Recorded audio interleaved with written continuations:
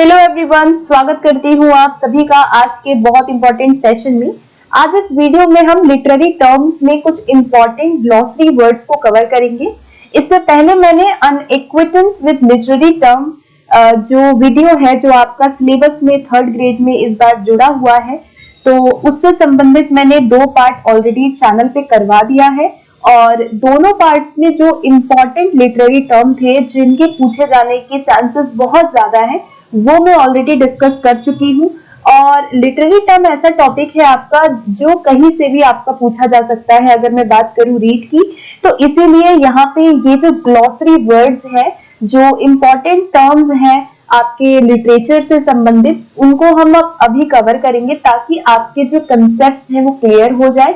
कोई सा भी क्वेश्चन अगर यहाँ से आपका आए तो आप उसको बहुत अच्छे से टैकल करें। ठीक है, तो स्टार्ट करते हैं हम आज के इस सेशन को। बाकी पार्ट्स आप जरूर देखिएगा, पहले के 2 पार्ट, एंड आगे जो भी इंपॉर्टेंट लिटरेरी टर्म होंगे वो मैं वीडियो लाती रहूंगी जैसे जैसे आप लोगों का सिलेबस होगा। ठीक है, तो चलिए फिर स्टार्ट करते हैं। 1 लाइनर के फॉर्म में है। सबसे पहले बात करते हैं हम यहाँ पे पेट्रार्कन सोनेट की।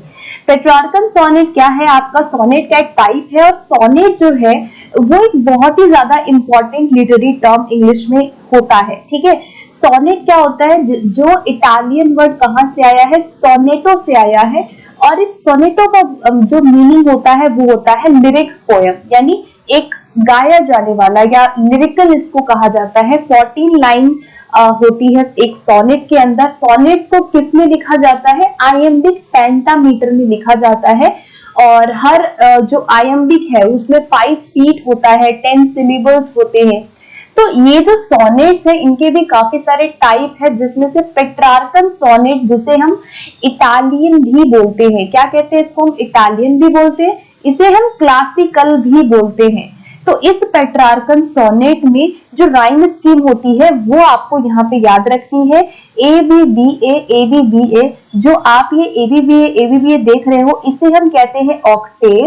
ये 8 लाइन की होती है। और CDE या फिर CDC अगर आ जाएगा तो इसे हम कहते हैं सेस्टेट। क्या कहते हैं इसे? हम सेस्टेट कहते हैं। तो यहाँ पे आपको इस वाले फर्स्ट वाले टर्म में समझना क्या क्या था कि जो सोनेट होता है वो जो है सोनेटो से आया है, इटालियन वर्ड से।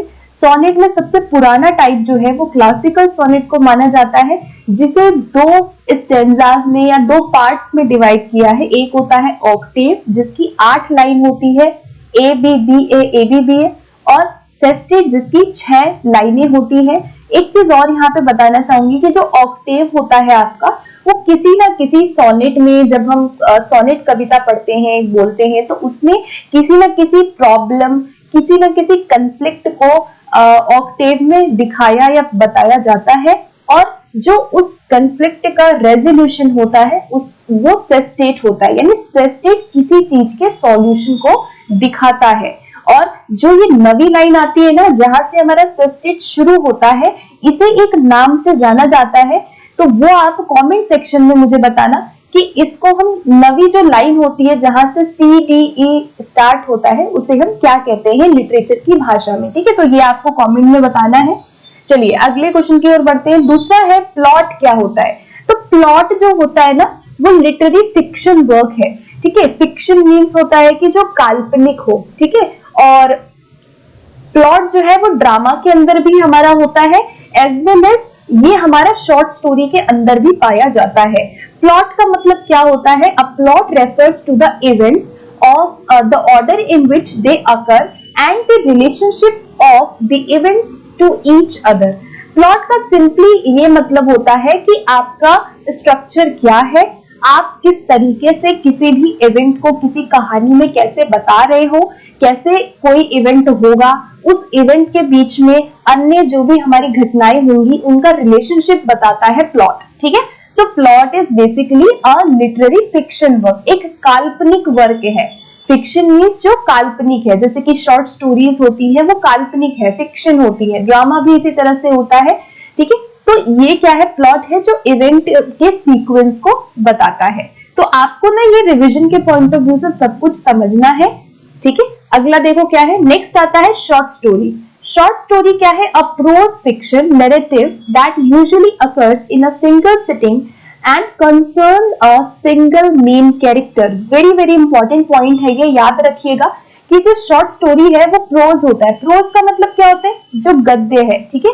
गद्य मतलब जो आपका लिखित से मतलब जो आपका एक होता है गद्य, एक होता है आपका कविता पाठ, ठीक है। तो ये गद्य वाला सेक्शन है।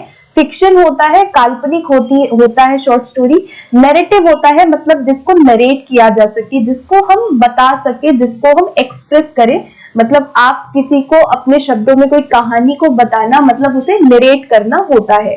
तो short story is a prose fiction narrative that usually occurs in a single setting. इसकी जो सेटिंग होती है वो सिंगल होती है, यानी कोई एक थीम हो जाएगा और एक मेन कैरेक्टर एक ही होता है, बहुत ज्यादा कैरेक्टर नहीं होते। इसमें क्या होता है कि बहुत ही कम कैरेक्टर होते हैं, फ्यू कैरेक्टर्स हैं, एंड इसे हम 1 से 2 घंटे ही बैठ के इसको हम पढ़ सकते हैं। मतलब कि ये बहुत ज्यादा लेंदी नहीं होते और इनको कोई भी पर्सन है वो 1 घंटे में फिनिश कर सकता है। वर्ड्स बहुत कम होते हैं, बहुत ज्यादा भारी नहीं होती है, बहुत लेंदी नहीं होती है। तो ये क्या है? हमारी शॉर्ट स्टोरी की कैरेक्टरिस्टिक है, ठीक है। आगे बढ़ेंगे नेक्स्ट पे। अगला आता है सोनेट। तो सोनेट हमने ऑलरेडी डिस्कस कर लिया है। क्या दिया हुआ है कि a 14 line poem with a fixed rhyme scheme. Often sonnets use iambic pentameter.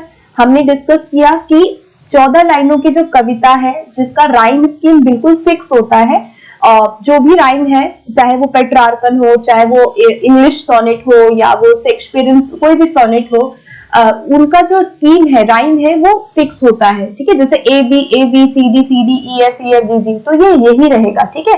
तो फिक्स राइम स्कीम होती है। आइएम्बिक पेंटामीटर में इनको लिखा जाता है। 5 सेट होते हैं जिसमें अनस्ट्रेस्ड सिलेबल जो है वो स्ट्रेस्ड सिलेबल से फॉलो होता है आइएम्बिक पेंटामीटर में। तो ये जो रेड कलर से लिखा है ना, ये क्या है? ये है आइएम्बिक पेंटामीटर के अंदर। जब हम अनस्ट्रेस्ड से स्ट्रेस्ड सिलेबल की तरफ जाते हैं, 5 सेट होते हैं और टोटल 10 लाइन होती है, ठीक है।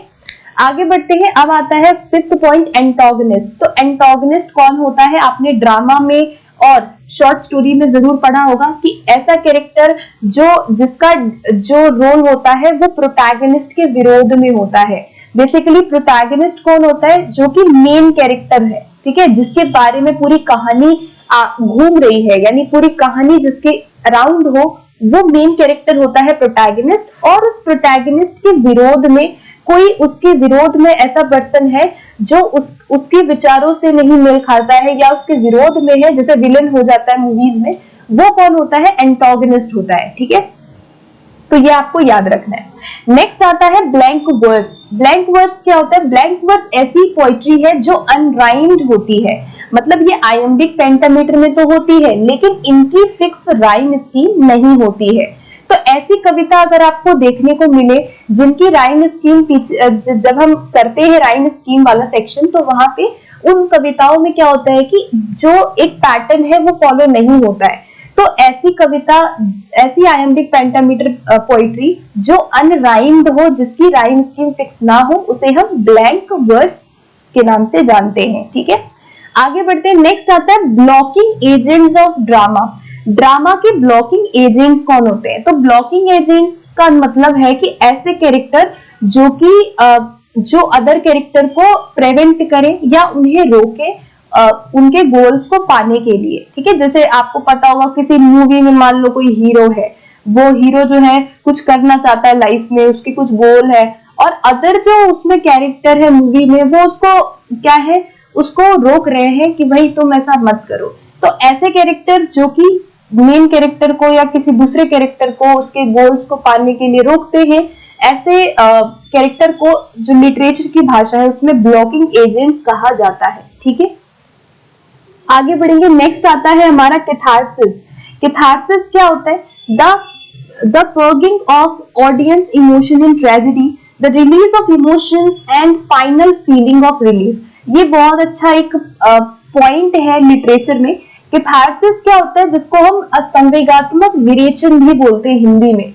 मतलब आपकी फीलिंग्स जो है वो निकल रही हैं। जैसे किसी मूवी को देख के होता है ना, काफी सारी गर्ल्स होती है किसी इमोशनल मूवी को देख के रोने लगती हैं, या कोई भी आपने कोई सीन देखा, कोई ड्रामा देखा जहां पे ऑडियंस जो है कोई मान लो कि बहुत ट्रेजेडी हो गई है ना, ड्रामा का एक टाइप होता है ना ट्रेजेडी, जहां पे दुर्घटना हो गई, किसी की मृत्यु हो गई, कोई गलत चीज दिखाई जा रही है, वहां उस ट्रेजेडी में जो जो ऑडियंस का इमोशन रिलीज होता है, तो उस फीलिंग को, उस रिलीफ की फीलिंग को कैथार्सिस कहा जाता है। यानी कि जो आपके इमोशन थे उस चीज को देखने में, वो आपने वहां पे एक्सप्रेस कर दिए, निकाल दिए, तो उसको हम कैथार्सिस कहते हैं। ठीक है, आगे बढ़ेंगे। नेक्स्ट आता है एक्सपोजिशन।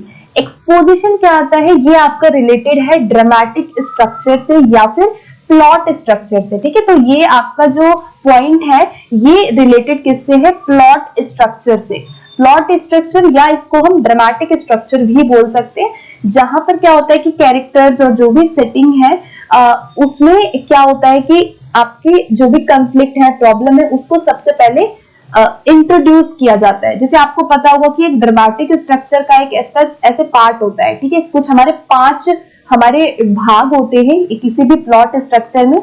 सबसे पहला जो पार्ट होता है ना, उसी को हम कहते हैं शुरुआती समय में एक्सपोजिशन। ठीक है, तो एक्सपोजिशन क्या होता है? ये इंट्रोडक्टरी फेज होता है जहां पे किसी प्रॉब्लम, कंफ्लिक्ट को पहले बताया जा रहा है। फिर आता है राइजिंग एक्शन, फिर आता है क्लाइमैक्स, फिर आता है फॉलिंग एक्शन, एंड लास्ट में क्या आता है? आपका रेजोल्यूशन आता है। तो ये हमारे 5 क्या होते हैं? ड्रामा में एक्ट होते हैं, इनको एक्ट बोला जाता है। ये 5 जो है स्ट्रक्चर होते हैं ड्रामा की, ठीक है, या किसी कहानी के।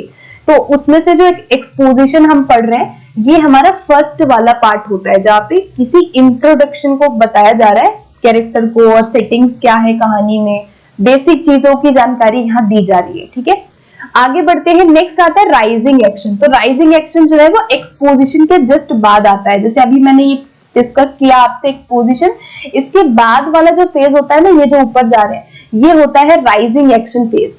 राइजिंग एक्शन क्या होता है? जहां पे कंफ्लिक्ट यहाँ पे शुरू हो रही है और वो कैरेक्टर की जो लाइफ है उसको कहीं ना कहीं कॉम्प्लिकेट कर रही है, प्रभावित कर रही है। मान लो किसी मूवी में कोई प्रॉब्लम हुई, वो प्रॉब्लम उस हीरो की जिंदगी में अब उसको फील हो रही है, मतलब वो उसकी लाइफ में आ गई है। इस तरह से आप इसको याद रख सकते हो।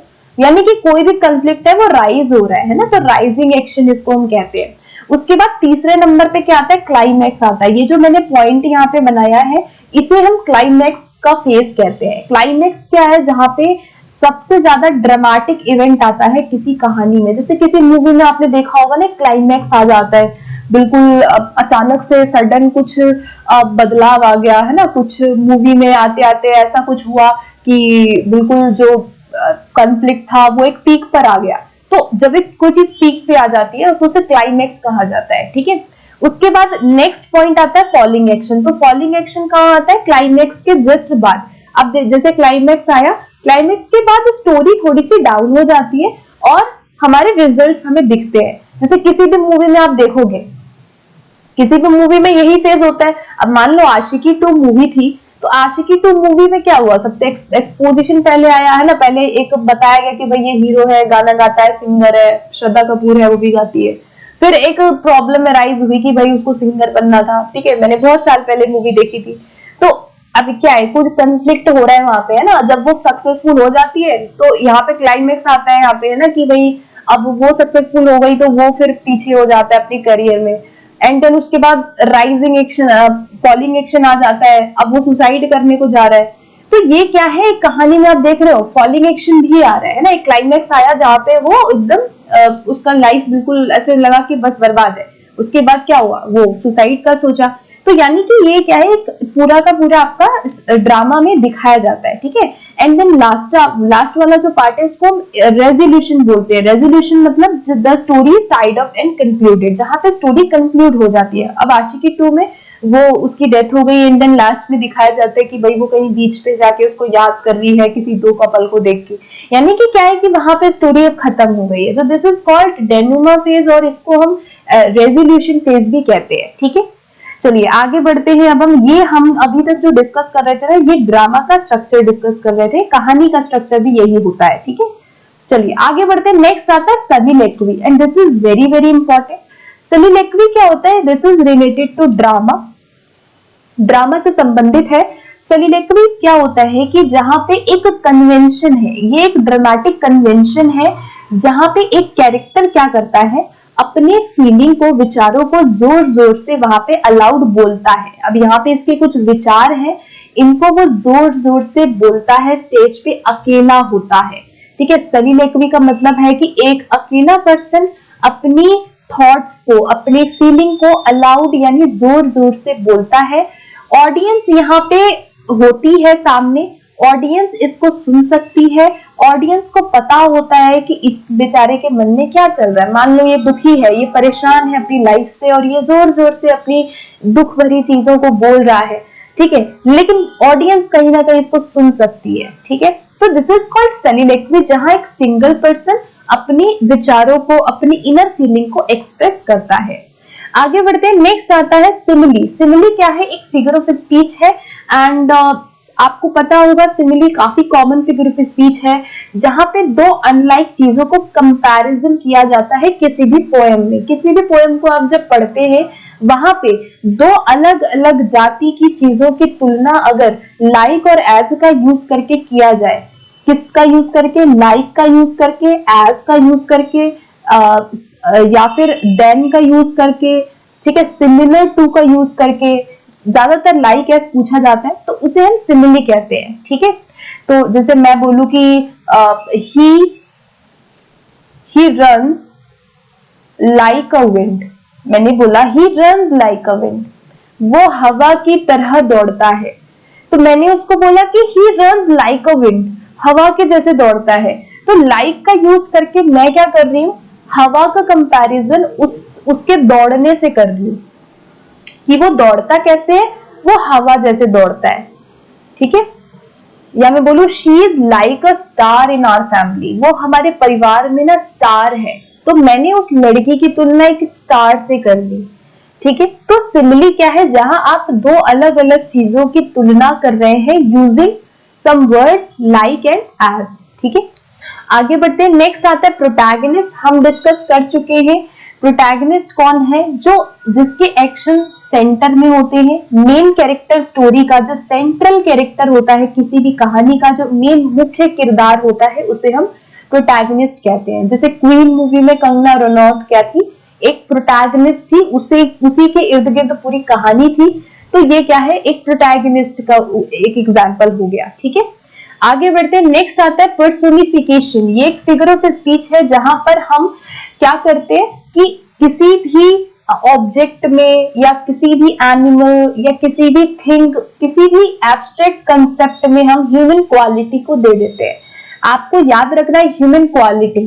ठीक है, जैसे मैं बोलूं कि trees are dancing in the garden, अब मैं बोल रही हूँ कि ट्रीज आर डांसिंग, जो ट्रीज हैं वो गार्डन में डांस कर रहे हैं, तो कहने का मतलब मैंने ट्रीज को क्या दिया, एक ह्यूमन क्वालिटी दिया कि वो डांस कर रहे हैं। ठीक है, हालांकि मेरे कहने का मतलब ये था कि हवा जोर से चल रही है, पेड़ हिल रहे हैं, तो मैंने कह दिया कि ट्रीज डांस कर रहे हैं, यानी मैं ट्रीज को क्या दे रही हूँ, एक ह्यूमन क्वालिटी दे रही हूँ। तो पर्सोनिफिकेशन क्या है, ऐसा फिगर ऑफ स्पीच जहां पर हम किसी भी चीज, कोई थिंग है, उसको हम ह्यूमन क्वालिटी से बताते हैं। कोई नॉन लिविंग थिंग है, उसमें भी हम ह्यूमन क्वालिटी दे देते हैं। कोई नेचुरल चीजों को हम कभी कभी दे देते हैं, जैसे मैं बोलूं सन इज स्माइलिंग एट अस, सूरज जो है हमें देख के स्माइल कर रहा है, तो यानी कि मैंने एक सन को क्वालिटी दी है। ठीक है, तो ये क्या है, पर्सोनिफिकेशन है।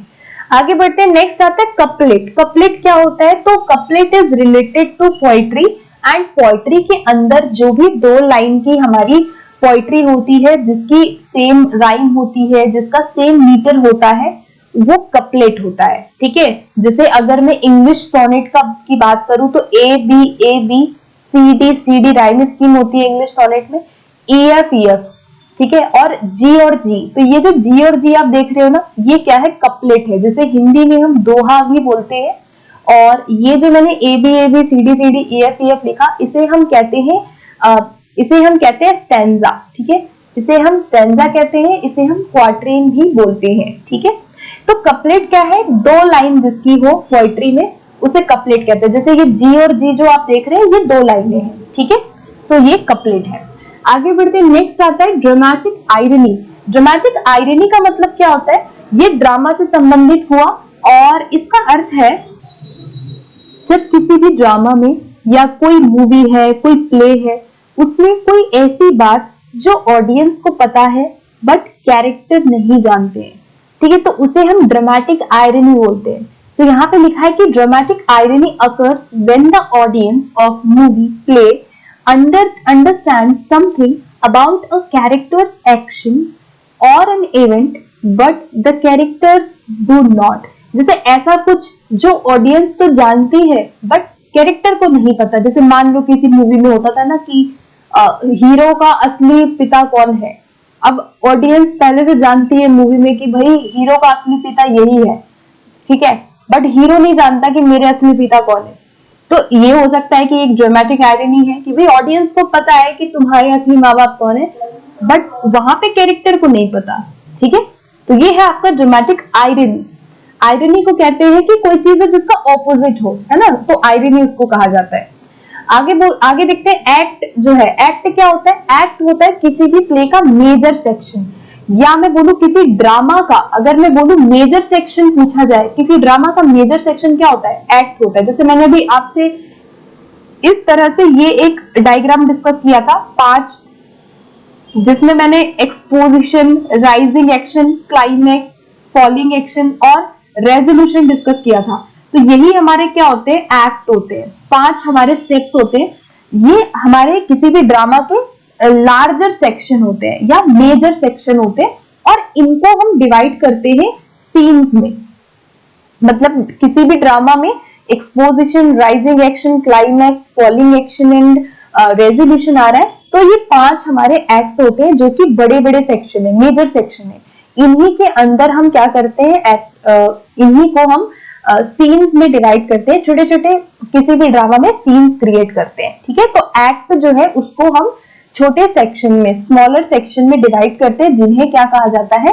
सीन्स कहा जाता है, ठीक है। आगे बढ़ते हैं, नेक्स्ट आता है pastoral elegy. Very very important है। एलिजी का एक one of the important type है, जहां पे पैस्टोरल का मतलब होता है जो ग्रामीण है, ठीक है। पेस्टर का मतलब, देखो जो पैस्टोरल वर्ड है ना, वो पैस्टोर से आया है। पैस्टोर का मतलब होता है चरवाहा, जो गांव क्षेत्र में गाय या मवेशी चरने का जो काम करते हैं। तो बेसिकली पैस्टोरल एलिजी बताता है ग्रामीण क्षेत्र को, ठीक है। क्या बताता है? ये रूरल एरिया को बताता है, जो भी ग्रामीण क्षेत्र है वहां पर चरवाहों को बताता है। So in this type of elegy, a poet consider himself a shepherd। ये एक shepherd को बताता है, ठीक है, चरवाहा जिसे कहा जाता है। एंड जो शेपर्ड है वो अपने ही दोस्त शेपर्ड की मृत्यु पे क्या करता है? मौन प्रकट करता है। यानी एलिजी आपको पता होगा, एलिजी क्या होती है? किसी की मृत्यु, शोक, किसी की मृत्यु पर जो गाए जाने वाली कविता है या शोक जाहिर जहां किया जा रहा है। तो एलिजी बेसिकली क्या होती है? किसी की मृत्यु पे लिखी जाने वाली या बोले जाने वाली कविता। बेसिकली इसको हम लेमेंट पोयम बोलते हैं, एलिजी को, यानी शोक कविता, ठीक है। किसी की मृत्यु पे जो कविता गाई जाती है उसको हम शोक गीत कहते हैं या शोक कविता कहते हैं। तो यहाँ पे पैस्टोरल एलिजी में क्या होता है कि ग्रामीण क्षेत्र का वर्णन किया जाता है, विलेज एरिया को दिखाया जाता है, जो रूरल क्षेत्र है। और यहाँ पर क्या दिखाया जाता है? चरवाहों को दिखाया जाता है। 2 चरवाहे हैं, एक चरवाहा वो है जिसकी मृत्यु हो गई है और दूसरा जो चरवाहा होता है वो इसका दोस्त होता है, जो कि उसकी मृत्यु पे क्या करता है? शोक जाहिर करता है। तो बेसिकली जो पूरा ये पैस्टोरल एलिजी है ये इसी के इर्द गिर्द घूमता है, ठीक है। तो ये इंपॉर्टेंट है, जो आपको इसकी कैरेक्टरिस्टिक याद रखनी है। आगे बढ़ते हैं नेक्स्ट पे। नेक्स्ट आता है इटालियन सोनेट। ये already we have discussed this. अभी मैंने क्लासिकल पेट्रार्कन डिस्कस किया था, उसी को हम इटालियन भी बोलते हैं, ठीक है। जैसे मैंने बोला कि बहुत सारे नाम है पेट्रार्कन सोनेट के, इटालियन भी कहा जाता है, क्लासिकल भी कहा जाता है। तो वही चीज यहाँ बोली गई है कि 2 पार्ट में डिवाइड किया गया है इस सोनेट को। कौन कौन से 2 पार्ट थे? मैंने शुरुआत में डिस्कस किया था कि एक होता है ऑक्टेव, एक होता है सेस्टेट। ये 2 पार्ट होते हैं, है ना। ऑक्टेव की 8 लाइनें होती है और सेस्टेट जो है उसको हम क्या कहते हैं? सेस्टेट जिसकी 6 लाइनें होती है, ठीक है। और ऑक्टेव की राइम स्कीम भी मैं डिस्कस कर चुकी हूँ, A B B A B B A, ये 8 लाइनें टोटल जो होती है ये ऑक्टेव होती है।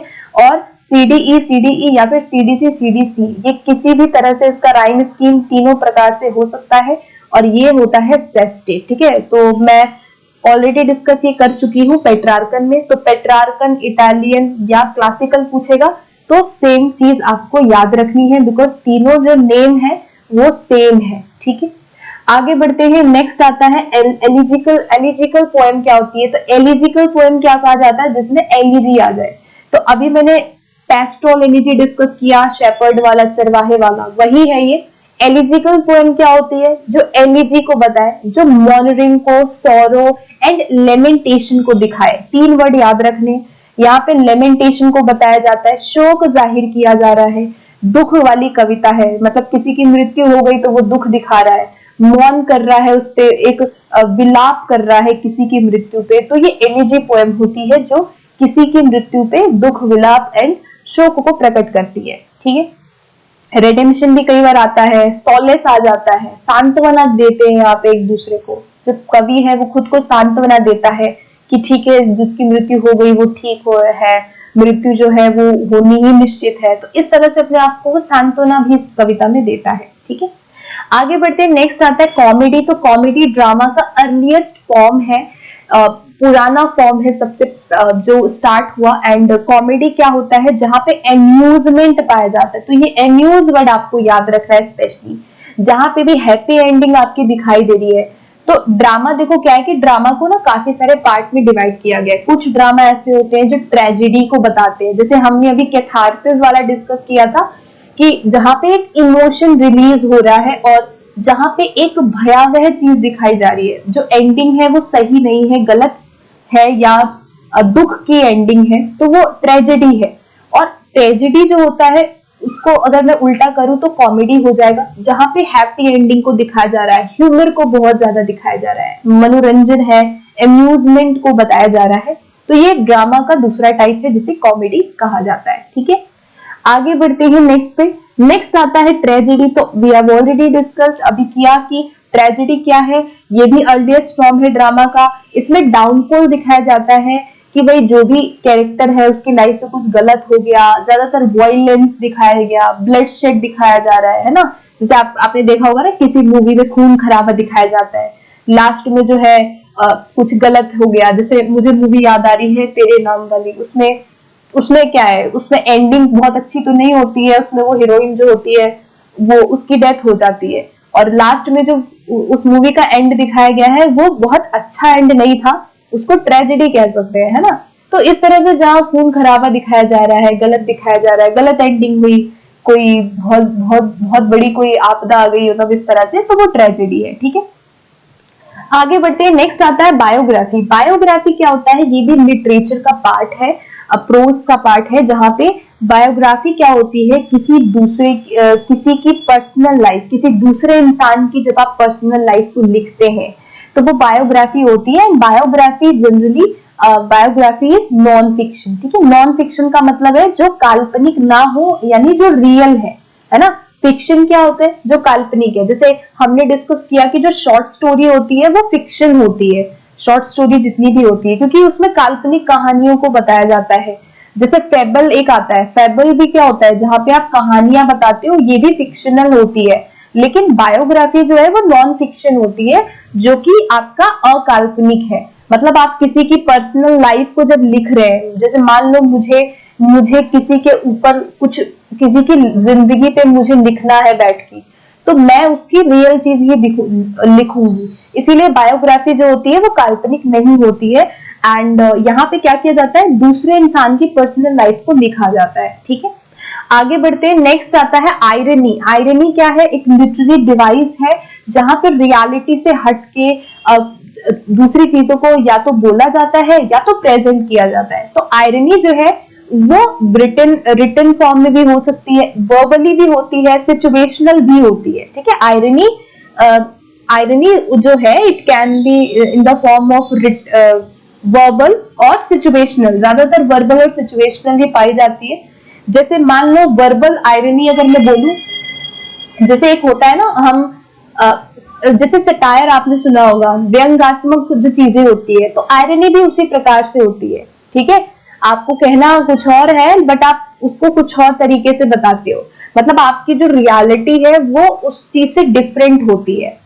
ठीक है, तो वो है आयरनी। जैसे मान लो, हो सकता है एक आयरनी अगर मैं बोलूं, जैसे मान लो कि मुझे कहीं जाना था और मैंने देखा कि बाहर बारिश आ रही है, तो मैं बाहर निकलती हूँ और मैं बोलती हूँ आज तो मौसम बहुत सुहाना हुआ है, आज तो बहुत धूप हुई है। ऐसे में अगर बोलूं तो आप क्या सोचेंगे कि भाई रियलिटी तो कुछ और है और मैं बोल कुछ और रही हूँ, यानी कि सिचुएशनल आयरनी हो गई कि भाई आयरनी देखो मौसम कितना अच्छा हुआ है, मतलब कि मौसम बेकार हुआ है, कहने का मतलब है कि मौसम बेकार है लेकिन मैं कह रही हूँ मौसम अच्छा है। या हम बोलते हैं, जैसे मान लो कोई पर्सन है, अब मान लो कि किसी आपके साथ ऐसा हुआ होगा कि अगर आप अपने जब आप पढ़ते हैं कॉलेज में या स्कूल में जब आप होंगे, तो अगर आप अपनी क्लास में लेट आए तो टीचर कई बार कहता है कि बड़ी जल्दी आए हो, ऐसे। तो ये एक आयरनी होती है कि भाई आप लेट आए हैं और टीचर कह रहे हैं कि बड़ी जल्दी आए हैं। तो ये क्या है कि आप उस रियलिटी से हट के बोल रहे हो। ठीक है, तो ये सटायर भी इसको हम कहते हैं। ठीक है, ये जो मैंने अभी बताया। ठीक है, तो आई होप कि अब आपको क्लियर हो गया होगा एग्जाम्पल से। आगे बढ़ते हैं, नेक्स्ट आता है alliteration. This is very very important figure of speech है ये एलिट्रेशन, जिसको अनुप्रास भी कहा जाता है। एलिट्रेशन क्या होता है, जहां पे किसी भी कविता में आप देखेंगे इनिशियल जो कॉन्सोनेंट साउंड्स होते हैं वो क्लोज होते हैं और सेम होते हैं। कहने का मतलब है कि रिपीटिशन होती है कॉन्सोनेंट साउंड्स की, जहां पर जैसे कि इनको हम कहते हैं इनिशियल राइम, इसको हम इनिशियल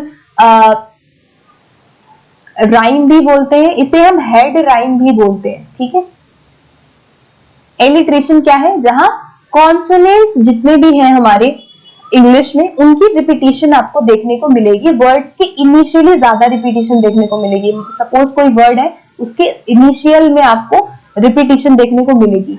ठीक है, काफी सारे एलिट्रेशन है जिनको हम टंग ट्विस्टर में यूज करते हैं। जैसे एक गाना है ना, चंदा चमके चम चम, तो चंदा चमके चम चम, च रिपीट हो रहा है ना, या बहुत सारे हैं और अभी मुझे एकदम से याद नहीं आ रहा, अब आप समझ गए होंगे। सेम जो वर्ड्स होते हैं, ठीक है, तो वो आपके एलिट्रेशन होते हैं, मतलब आपके कॉन्सोनेंट साउंड जहां रिपीट हो वहां एलिट्रेशन होता है। आगे बढ़ते हैं, एसोनेंस क्या होता है। अब देखो, एलिट्रेशन हमने डिस्कस किया, कॉन्सोनेंट्स रिपीट हो रहे थे, बट एसोनेंस में क्या होता है, हमारे कॉन्सोनेंट्स रिपीट ना होकर वोवल्स साउंड रिपीट होता है। साउंड का मतलब है कि आपका ध्वनि, मतलब सुनने में आपके साउंड रिपीट होने चाहिए, ये नहीं कि उसमें लिखा हुआ है। ठीक है, मतलब हम ज्यादातर यहाँ पे एसोनेंस को कैसे जज करते हैं, जब आपके साउंड जो है वो सुनने में क्या हो, वोवल्स हो। ठीक है, वोवल साउंड जहाँ पे आपका आए तो वहां एसोनेंस होता है। ठीक है, उसके बाद लास्ट आता है मोनोलॉग। मोनोलॉग क्या होता है, an extended speech given by one speaker और character either to themselves or to others without interruption। देखो मोनोलॉग क्या होता है ना, जैसे मैंने अभी थोड़ी देर पहले सलीलेखवी डिस्कस किया था, तो सलीलेखवी जो था ना वो मोनोलॉग का ही एक प्रकार होता है। ठीक है, सलीलेखवी मोनोलॉग के अंदर ही आता है। दोनों में एक सिंगल कैरेक्टर जो होता है जोर जोर से अपने जो इनर फीलिंग है उसको बताता है, यानी एक स्पीच है, एक ऐसी स्पीच जो एक सिंगल कैरेक्टर यहाँ देता है। मोनोलॉग में भी सिंगल कैरेक्टर दे रहा था, सलीलेखवी में भी सिंगल कैरेक्टर दे रहा था। फर्क ये है कि जब हम मोनोलॉग की बात करते हैं वहां पे अदर कैरेक्टर जो है यहाँ शामिल होते हैं। अदर कैरेक्टर जो है ये अदर कैरेक्टर को भी एड्रेस कर सकता है, लेकिन सलीलेखवी में क्या होता है कि अदर जो कैरेक्टर है स्टेज पे वो उसे नहीं सुन सकते। ठीक है, वो इधर शामिल नहीं होते, उनसे कोई बातचीत इधर नहीं होती है। यहाँ पे अदर कैरेक्टर कहीं ना कहीं इसको सुन सकते हैं। तो मोनोलॉग भी क्या है आपका, मोनोलॉग के अंदर ही सलीलेखवी जो है वो टाइप में आता है, दोनों में ही सिंगल पर्सन स्पीच दे रहा है। ठीक है, ऑडियंस दोनों में होती है। मोनोलॉग में सिर्फ यही है कि या तो वो खुद से बोल रहा है जोर जोर से, या तो अदर कैरेक्टर भी यहाँ पे शामिल है। ठीक है, सो गाइज यहाँ पे हमारे 30 अब लिटरेरी टर्म्स होते हैं कंप्लीट, जो भी हमारे आज के वर्ड्स थे, important glossary words. I hope कि आज के सेशन में आपको सारी चीजें क्लियर हो गई होंगी। In case if you have any doubt then feel free to ask me in comment section, and if you are new to this channel then do subscribe. Read third grade के लिए मैं videos regularly ला रही हूँ। ठीक है, तो मिलते हैं फिर अगले सेशन में बहुत जल्दी। ज्यादा जानकारी के लिए आप चेकआउट कर सकते हैं चैनल पे। ठीक है, thank you so much, keep watching.